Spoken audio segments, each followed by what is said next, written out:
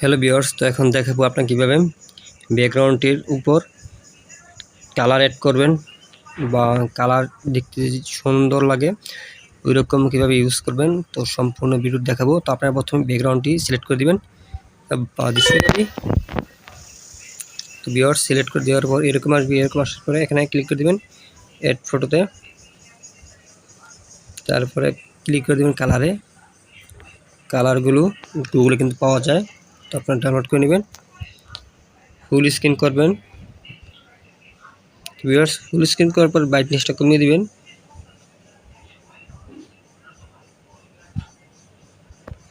তারপর আপনারা আসবেন অ্যাডজাস্টে, এখানে ব্রাইটনেস কমিয়ে বাড়িয়ে নেবেন।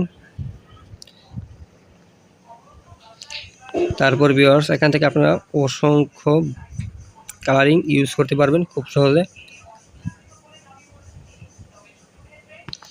তো দেখতে কিন্তু খুব সুন্দর।